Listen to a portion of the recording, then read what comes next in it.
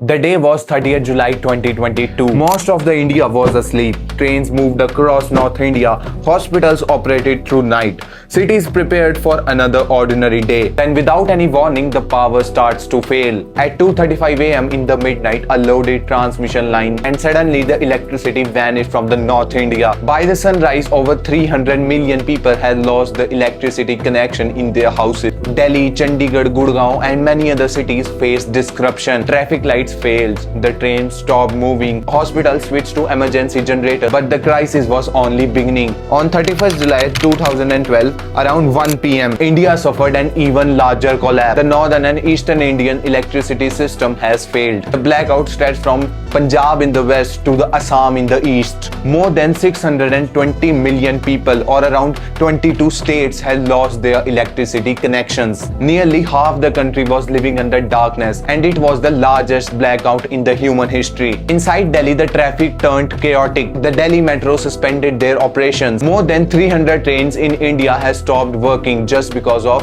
absence of electricity. Around 200 miners in the eastern state, which were digging in for minerals, were unable to come up as the electric lifts were not working. Hospitals survived on diesel generators. For millions, the blackout ended when the electricity came. But for experts, the 31st July 2012 blackout was not just a failure, it was a clear warning. A warning that India's power system is under a major threat. And more than a decade later, the pressure has only grown. Because India is not the same country as it was in 2012. Now India is home for more than 1.4 billion people, the most populous country in the world. Data center rise beside the industrial corridor. Millions of houses was demanding something which was luxury at a time, and that's electricity. The numbers reveal the scale. 2024, this number has risen to 250 gigawatts, and now in 2026, during extreme heat, this number crosses 300 gigawatts. This growth reflects more than population. Cities like Gurgaon and Bengaluru powers the Indian digital economy. Cities like Pune, Hyderabad, Gurgaon, Chandigarh and Delhi,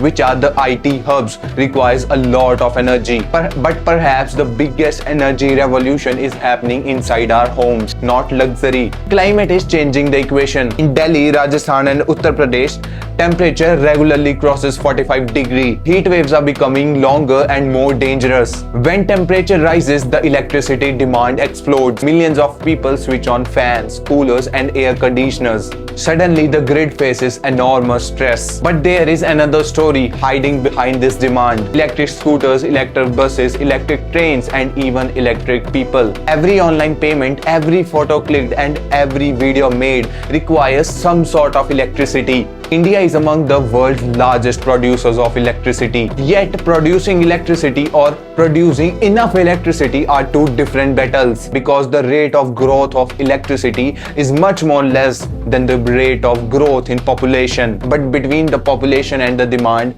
the coal stands. And even now, the 70% of the total electricity is produced through coal and the thermal energy plant. That statistics surprises many people, because India is building world's one of the largest renewable energy producers. Why? When sunlight disappears, coal is making electricity. When the wind stops blowing, still the coal is producing electricity. But dependency creates vulnerability. India has felt this before. Power stations across India reported some plants has only of 1 or 2 days coal stock. Government agencies warned of stress. That journey depends heavily on railways. If transportation slows, the power plant suffers. If deliveries are delayed, the production is failed. And when the demand are already too much high, delay means destruction. But coal creates another challenge, and that's pollution. Many industrial regions face this pollution. How do you reduce coal without affecting the development? Economic growth depends on energy security, and coal is only part of the story, because some of India's biggest vulnerabilities lie beyond it. India imports a large amount of crude oil and energy resources from other countries. Every time crude oil price rises, India has to face the problem. Events thousands of kilometers away affects the prices of coal, petrol and diesel in India. This results in failed transport system and rise in inflation, reminded the world that how fragile the energy market in the world can become. India, like many other countries, faced a rise in prices of petrol and diesel. This is why energy security is not only an economic strategy. This is why energy security is not only merely an economic issue, it is strategic.